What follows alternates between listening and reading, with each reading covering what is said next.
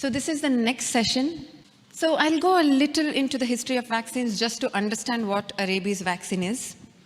Otherwise, it gets very boring if you don't understand what the basics are. Следующая наша такая подтема – это вакцинация.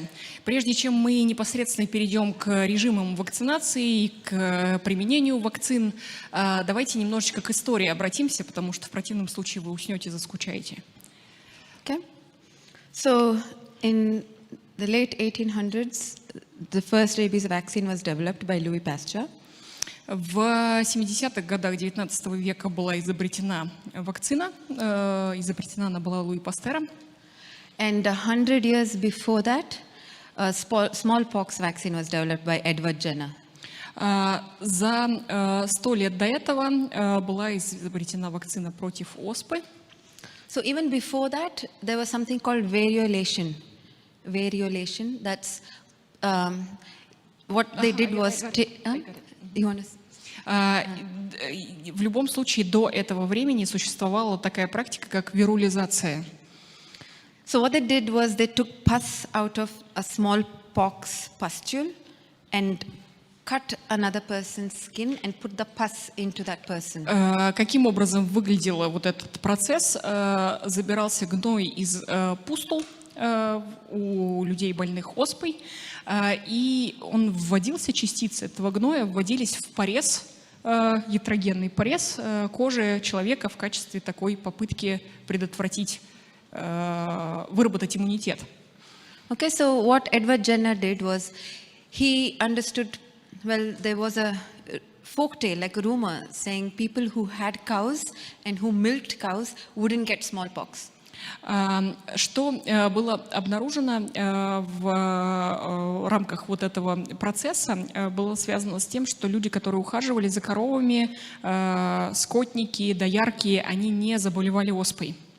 So he took scab tissue from cows, cowpox, and made a vaccine for smallpox. И что сделал, он фактически взял содержимое пустул коровьей оспы, то есть у коров, и попытался использовать вот это содержимое в качестве иммуногенного средства для людей.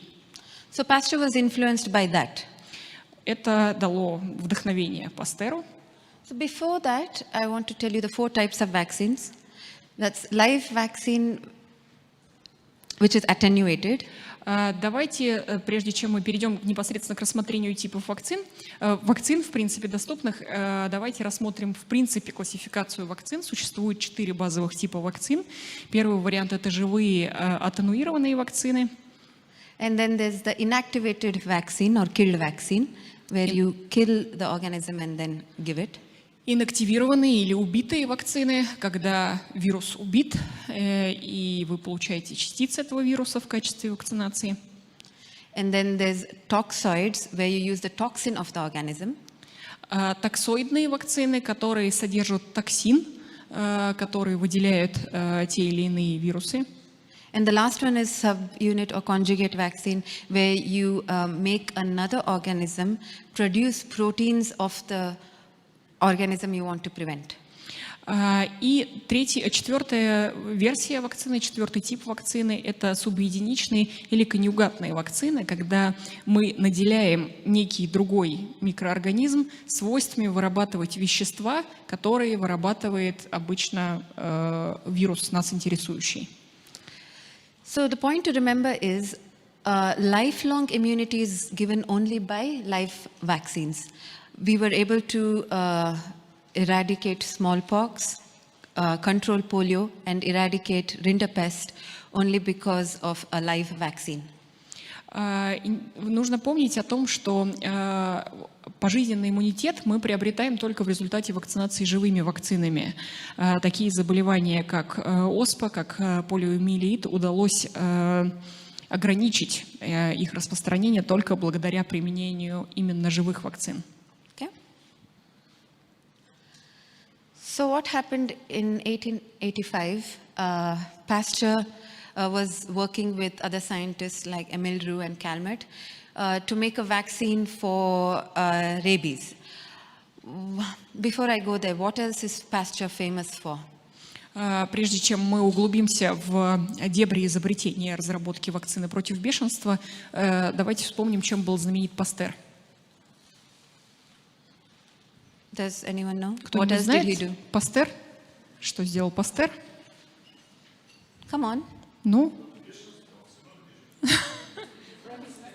And А еще?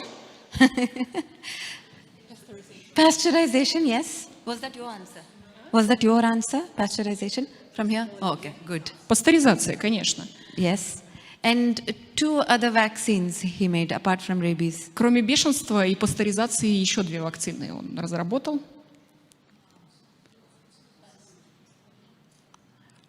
Two bacterial vaccines. Hmm? No, not tetanus. Столбняк нет. Pox, no. Нет. No, yeah, before they start guessing diseases randomly. It's foul cholera and anthrax. Сибирская язва. Anthrax. And foul cholera. Cholera. Foul cholera. Холера. То есть еще он изобрел, оказывается, вакцины против сибирской язвы и холеры. So Pasteur was known as the scientist of the people. He did research that helped people directly. Пастер был очень популярным человеком, потому что он такой исследователь с человеческим лицом, потому что то, что он сделал, его изобретения, они служили действительно простым людям. So what Pasteur did was he passaged the virus in a rabbit 50 times, meaning infect a rabbit, take the spinal cord, put that virus into another rabbit, let it get infected, collect it again, put it into another rabbit, through a hole in the skull. 50 times. Что делал Пастер? Каким образом он свою вакцину создавал? Он брал патматериал от зараженного кролика, подсаживал его, этот материал, другому кролику, дальше дожидался, пока этот кролик заболеет, забирал нервную ткань у этого кролика через дырку в черепной коробке, пересаживал следующему кролику и так далее, 50 раз. Disgusting. So this virus was then dried, the spinal cord of the rabbit was dried, mixed with normal saline and injected. После того, как умирал 50-й кролик, его спинной мозг высушивался и растирался в порошок и смешивался с стерильным физраствором, и, собственно говоря, вакцина была готова. And it saved Joseph Meister on the 6th of July 1885. И вот здесь вы видите такую иллюстрацию вакцинации Джозефа Мейстера 6 июля 1885 года. Okay, so this method became so popular that people from around the world would come to Paris, to France, and the first 4 patients were actually from the United States who traveled all the way to France. Сарафанное радио настолько прославило вакцину Пастера, что со всего мира люди приезжали, и на самом деле первые вакцинированные пациенты вакциной против бешенства Пастера были выходцы из Соединенных Штатов, которые приезжали во Францию специально, чтобы доктор их вакцинировал. And then later the vaccine was shipped in these kind of boxes. Позже вакцина фасовалась вот в такие наборы, и такие коробочки отправлялись по всему миру. So this vaccine had side effects.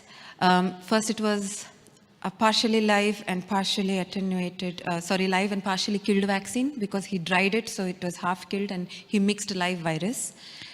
Что касается проблем с этой вакциной, то первое, с чем они были связаны, это с тем, что вакцина была не до конца убитой, то есть получалось, что за счет того, что ткань только высушивалась, больше никакой обработке не подвергалась, получалось такое смешанное вакцинирование, частично живая вакцина атенуированная, частично убитая. So Semple in 1911 developed a sheep brain vaccine where he killed the vaccine with phenol completely. В 1911 году Сэмпл разработал усовершенствованную версию такой вакцины. Он убивал вирус посредством фенола. Таким образом, получилась вакцина убитая. So this vaccine was very popular, used around Asia a lot, and in rest of the world also. This simple vaccine was used for more than 100 years to control rabies in human beings. You would have heard, maybe your parents and uncles, our generation didn't see this vaccine. Anyone older would have.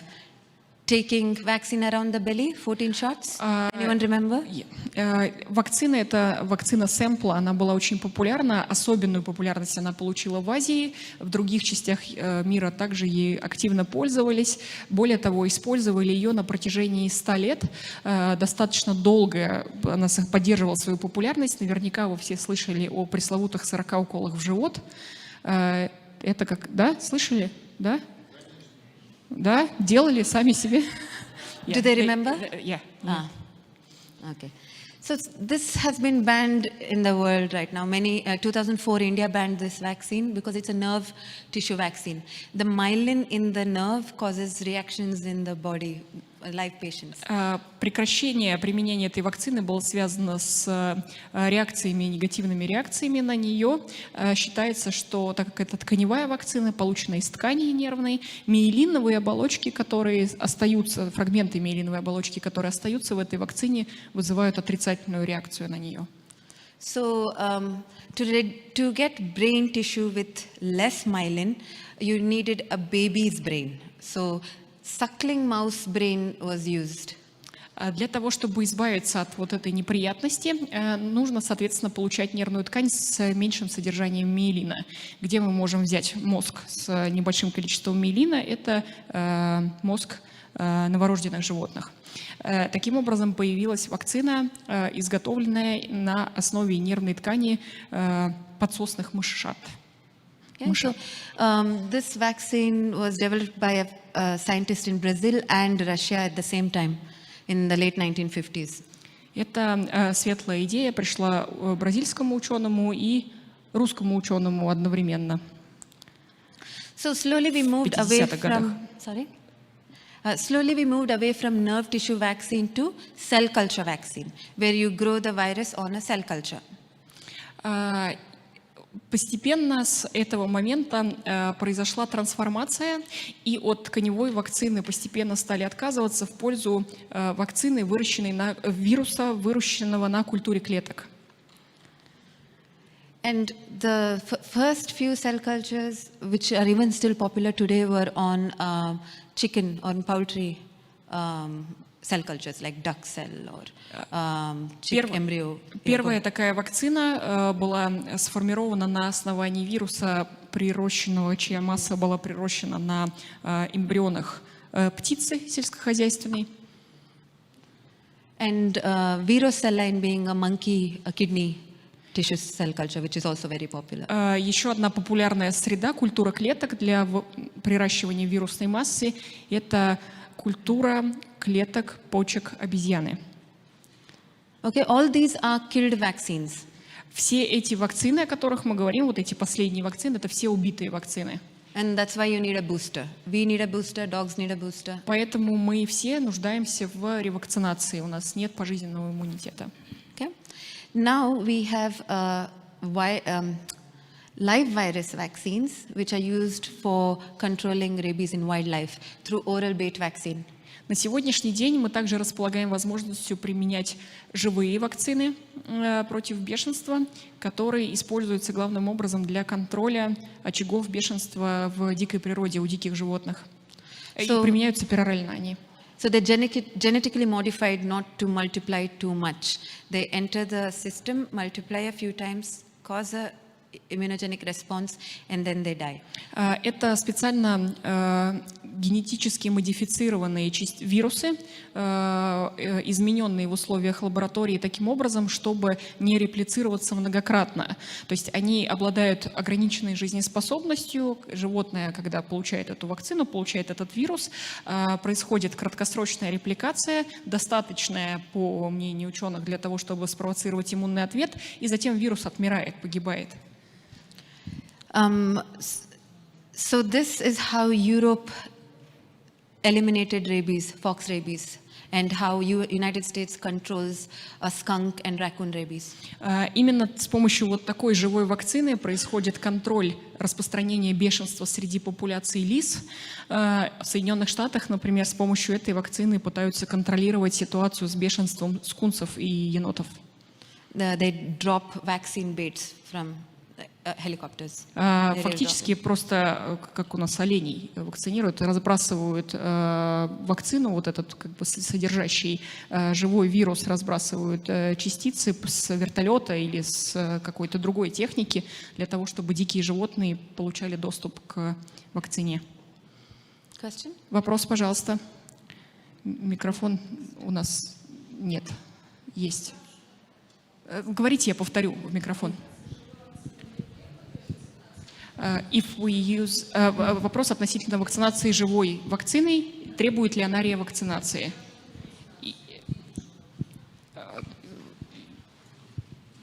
So the question is regarding the live vaccine. When we use it for wildlife, do we need to do it only once in their lifetime, or do we need to repeat this vaccination?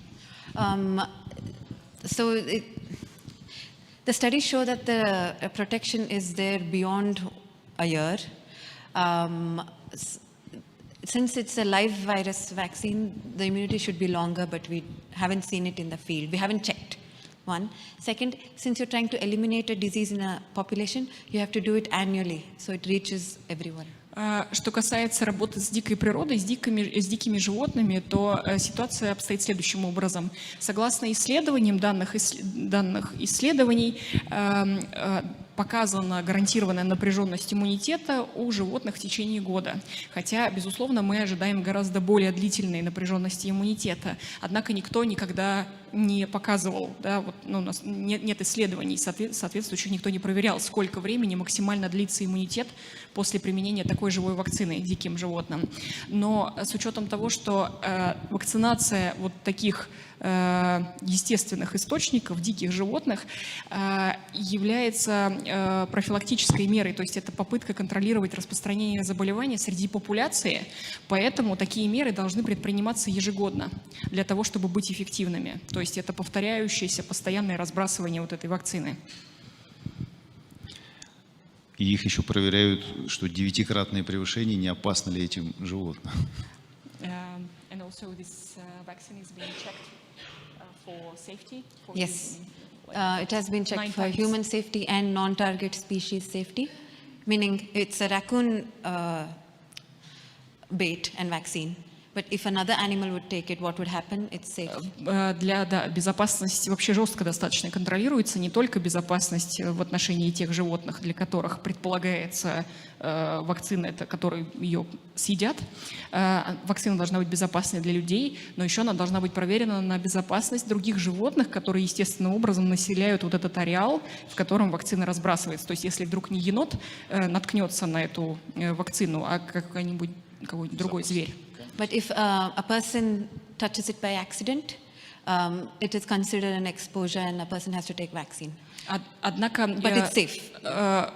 Несмотря на то, что все вот эти категории безопасности такая вакцина проходит, в случае, если человек случайным образом получает экспозицию, касается вот этой вакцины, прикасается к вакцине, то это считается экспозицией к вирусу, и человека засасывает вот эту вот обратно в эту воронку бустерной вакцинации и так далее. Хотя, в принципе, считается, что это безопасно. Еще, подождите, пожалуйста, продолжение. Why do we use the live vaccine then? Why don't we use inactivated or killed vaccine for wildlife? So a killed vaccine has to be injected. A live virus vaccine can be given through the oral route. Проблема в введении. Убитая вакцина, она должна быть инициирована, а живую можно съесть. You can't give a killed vaccine through the oral route. Nothing will happen. Ничего не получится, если съесть убитую вакцину. Good question. Спасибо, отличный вопрос. Вопрос про клетки, на которых выращивают эту вакцину. Вот озвучили это курицы, на эмбрионах курицы выращивают. Наше отечественное делается на клетках хомячка, а фирма Sanofi выпускает вакцину на основе культуры клеток человека. Вот я не знал, что это нужны именно новорожденные дети. Есть какие-то у меня данные? В отношении чего данные? Откуда взяли, какого новорожденного человека берут для этой вакцины? The question is regarding the cell culture that is being used for culturing the virus, because they're different, as you mentioned. We have hamsters, chicken embryos also, and also there is a from which, how do they get this culture, this cell culture from humans? So there are many strains of viruses that are used to make vaccine, and each strain likes a different kind of cell culture. Yeah, that was the question. How do they? They kept trying. No. How do they get this human cell culture? The human diploid cell culture. Yeah. This one here. Про человеческий, да? У вас Are you вопрос, asking how did they get the каким human образом diploid cell мы, culture? Or the other cell cultures? откуда мы берем культуру клеток человека, да, диплоида? So human diploid cell culture is, I can't remember which organ it was, but it's a human cell which was induced with cancer. So that cell keeps multiplying. Доктор говорит, что она не помнит, из какого конкретно органа получена вот эта культура клеток, но идея такая, что это человеческая клетка, которой прививают, если я могу так сказать, рак, и она начинает многократно размножаться и приращивать свою клеточную массу, таким образом формируя культуру клеток. And the vaccines that are produced from any of these cell cultures, these 4 are all very good. There's no difference. Разницы в отношении того, на какой почве вырос вирус для формирования вакцины, для производства вакцины, нет в плане ее эффективности. То есть это никак не влияет на эффективность вакцины, независимо, хомяк вам вырастил или раковая человечья клетка. Okay. Shall I go ahead then? Можем продолжать, да? So this is a vaccine schedule used in puppies. Is this what you use in Russia? Здесь вы видите схему вакцинации щенков. Похожа она на то, что мы используем в России. Vets in the room? The vets in the room should know what schedule they're using. The veterinarians in the room? They should... Вы же ветеринарные врачи все, да? Знаете, как щенков прививать? Yes? Okay. Похожа схема? Yeah? Да? Да? Yes, it looks like. So I included this just for general knowledge regarding moving dogs around the world. Здесь такая сводная информация на случай, если вдруг вы столкнетесь с ситуацией, что у вас собака должна попутешествовать по миру. I'll let you have a look and I'll take questions. Посмотрите, пожалуйста, немножко на эту таблицу и обсудим ее. And I was asked to include vaccination schedule for exotic animals. There's no special vaccines for exotic animals. The same vaccine we used in domestic animals is used in exotic animals. Был задан вопрос лектору, когда она готовилась к презентации, тему вакцинации экзотических животных. К сожалению, утвержденные, одобренные схемы вакцинации экзотических животных на сегодняшний день не существует, и нам остается только следовать тому же протоколу, что мы используем для стандартных. Australia and New Zealand do not let dogs from countries that are not listed, meaning if I from India would want to take my dog to Australia, I'm not allowed at all. Australia and New Zealand. В Австралию и в Новую Зеландию невозможно попасть животному, которое было вакцинировано против бешенства. Невозможно просто. Even if they're vaccinated, even if you have titers showing the vaccine works, from India or other countries that are not listed, you cannot take it at all. At all.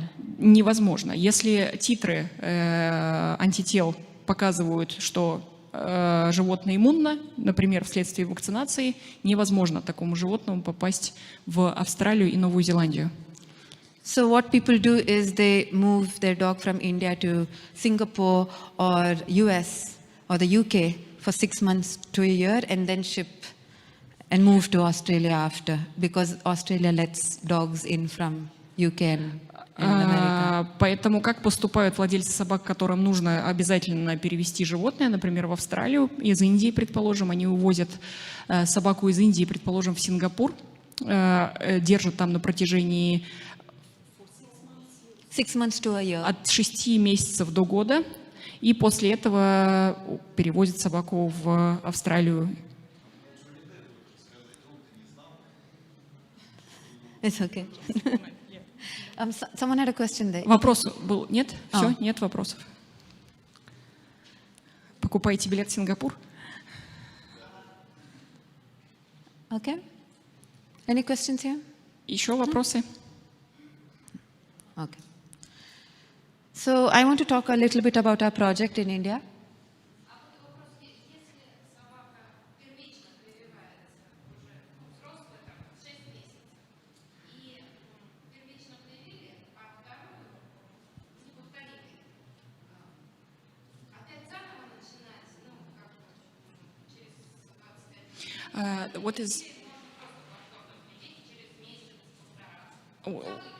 What is the schedule of the vaccination of a dog that was vaccinated in like adult age already, like at half a year of age? It was vaccinated for the first time against rabies, and the vaccine never been repeated since then. So in a year time or 2 years time. What do we do? Do we start all over again this vaccination, like first one and then repeat The the 20 second one? What is this schedule? And there is no exposure here. При условии, что животное не было экспозиции, да, то есть просто все нормально. Вопрос конкретно насчет вакцины. No exposure, just. Then you treat it like a puppy. You Тогда, да, если животное не было экспозиции к вирусу, то как щенка. So Как щенка. Как щенка. So we do the first time. like, yeah, so you And then we give after 14 to 21 days, give a booster, like a fresh case. So two times. Две инъекции с интервалом от 2 до 3 недель. Опять? Да. Can a puppy get rabies from the mother while it's in the womb? Like transplacental transmission? Скажите, пожалуйста, может ли щенок заразиться внутриутробно от мамы? Бешенством? Нет. No. No, because it's in the nerves, yes. But is there maternal immunity in the puppies from the mother? Yes. Sorry. Я прошу прощения, вторгнусь в ваш диалог. Невозможна передача вируса от матери к плоду, но при этом плод получает иммунитет от матери, материнский. But is there maternal antibody in a vaccinated mother? Like, will the puppies from a vaccinated mother have protection? Как мы считаем, как мы расцениваем этот материнский иммунитет? Это иммунитет, полученный посредством материнских антител, то есть все щенки на какое-то время этого помета получают иммунитет, если мать была вакцинирована, или как это устроено? Do you think that? Вы думаете, да? То есть щенки имеют определенную защиту на определенное время за счет материнских антител, которые у матери выработались в ответ на вакцинацию. No, For around 12 weeks. 45 days. 45 дней, да. Они защищены на 45 дней материнскими антителами. But if you're handling a puppy and you don't know if the mother has been vaccinated, then that puppy has no antibodies. So it's always better to vaccinate as soon as possible. Но если вы работаете с щенком, например, вакцинальный статус матери которого неизвестен, независимо от того, насколько он мал, как можно быстрее нужно вакцинировать его. So we vaccinate very young puppies, even day one puppies in the field, because they're stray dogs. We don't know. Доктор говорит, что они, например, вакцинируют однодневных щенков, если речь идет, предположим, о помете дикой собаки, которая где-то живет в свободном полете. So the vaccine company says the vaccine works only after the 3 months of age, but since we are working to eliminate rabies, we vaccinate day one. Несмотря на то, что фармкомпании утверждают, что вакцина дает возможность снабдить животное достаточно напряженным иммунитетом, начиная с 3-месячного возраста, доктор говорит, что так как они работают, их работа направлена на то, чтобы исключить в принципе бешенство, освободить регион географически от бешенства, как только они видят вот такой помет, как только у них появляется доступ к этому помету, даже в однодневном возрасте щенки вакцинируются. У нас рекомендация по вакцинации бешенства щенка – это однократно с возраста 3 месяцев, а дальше через год. Вот у нас, или в год. Вот у нас примерно так. Поэтому если как щенка, то получается однократная вакцинация, не двухкратная. So we have a current recommendation for puppy vaccination. We have once in 3 months, and then we repeat in a year of age, in 1 year. So it's not 2 times in a Is row. it? Okay. Yeah, not like that. So Oh, that's okay. a comment here regarding. But most countries follow 1 month, 3 months, and then 1 again, and then 1 annually. Но, несмотря на то, что у нас так, остаток мира предпочитает пользоваться схемой другой вакцинации. Насколько доктору известно, если мы говорим о молодом щенке, 3 месяца, дальше повторная вакцинация в интервале до 3 недель, и дальше в год и ежегодно. A good vaccine, 1 is enough. A good vaccine, 1 Но is на самом enough. деле, конечно, если хорошего качества вакцина, то всем известно, что достаточно одной. Вот мы таблетки. пользуемся вот на бивак, делаем по инструкции that's one? после 3 месяцев однократно, дальше через год или в год. No Bivak, yeah. So they do it once in 3 months of age, and, And then then repeat one- in yeah. 1 year, and then repeat every Yeah. year. This is a good vaccine. Это хорошая вакцина. Или по рекомендациям ФСАО 2015 года в период 24-40, ну полгода-год, короче. Вот так мы поступаем. And according to WSNDA's recommendations, in 24 to 24 Ну 48 недель, 52, там где-то год. месяцев. 24-48 месяцев. Недель. Между полгода-год. In the time length of half a year, a year of age, so in the first year. Okay.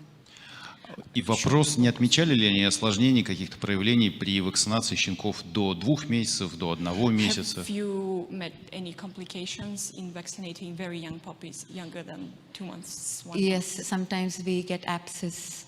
Да, абсцессы, Abscesses. абсцедирование. И все? Только это? And Yeah, that's so all. that was because maybe we're mass vaccinating, and we suspected that the staff were not very careful with the needles, and then now we have devised a different way of teaching them how to be clean. But that's the only complication. Yes, and that's not a vaccine complication, that's a И доктор method говорит, complication. это единственное осложнение, которое не видят, и, скорее всего, это вообще не имеет отношения к вакцинации и к процессу вакцинации осложнения, а имеет отношение к небрежности персонала, потому что для них это массовая работа, то есть понятно, что люди, которые делают это, не все аккуратные, не все следуют определенным правилам, поэтому они как бы вот это заметили, что есть такая проблема, как абсцедирование места инъекции, и ведется работа по тренировке персонала, чтобы они как-то себя более правильно вели. И еще вопрос, если они видят борьбу с бешенством для себя такой важной, делают ли они вакцинацию против бешенства отдельно в другое место, где все другие компоненты, когда они делают сразу множество, да, поливалентную вакцину? The question is that when you vaccinate those puppies like young animals, do you do in discrete areas the injection of all the other vaccines against other diseases and do rabies into the separate area on the body of the puppy, or do you do only rabies vaccine and not doing all the like So, hepatitis and yeah, if I'll answer that question after I go through our project a bit. Чуть попозже она ответит на этот вопрос. Okay. И еще один вопрос вот был. Да. Еще раз, я как раз возвращаясь к щенкам, хотела спросить. То есть мы знаем, что тимус-то формируется позже. Вот насколько мы можем быть уверены, если мы там в 3 недели, в недельном, в однодневном возрасте делаем антирабическую вакцину, будем мы ждать выработку антител? Вот кто это проверял? Потому что ведь сроки-то поставлены, что щенок может в этом состоянии еще не в состоянии выработать эти самые антитела. Again regarding the age of vaccination of very young puppies. We know that the thymus is not developed enough in those animals, young animals, and so it seems like it is very difficult to rely on the immunity that they will develop, probably or not develop after the vaccination in 1 day or 1 week or whatever age. Are you aware of any research, or what is your opinion regarding this quality of immunity that we actually acquire? In young puppies, yeah. So the theory is the puppy might get rabies itself. If we give it a shot of vaccine, maybe it might get some protection. We have a lot of rabies. You have a lot of Rabies? rabies. Yeah. No papers. There's no scientific evidence. К сожалению, научного какого-то доказательства, исследовательской какой-то базы на эту тему нет. Доктор говорит, у них столько бешенства, что они предпочитают делать эту вакцинацию на удачу вот таким молодым животным в надежде вдруг получится, и вдруг вот эта вакцинация позволит создать нужную напряженность иммунитета для... So these are puppies that don't have a home. These are on the street. I told that. Она просто говорит, чтобы вы поняли, что это не домашние собачки, которых там владельцы приводят там по расписанию вакцинироваться, а уличные собаки дикие. Yes. Да, прям в отчаянии просто шлепают вакцину всему, что вокруг есть. Движется.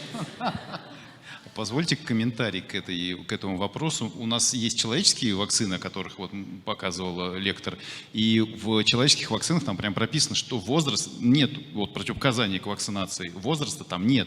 И там, наоборот, то есть маленький возраст, молодой возраст не является противопоказанием к вакцинации. Для новорожденных детей даже есть специальное место, им нельзя вводить как взрослым в дельтовидную мышцу, им вводят там в определенное место.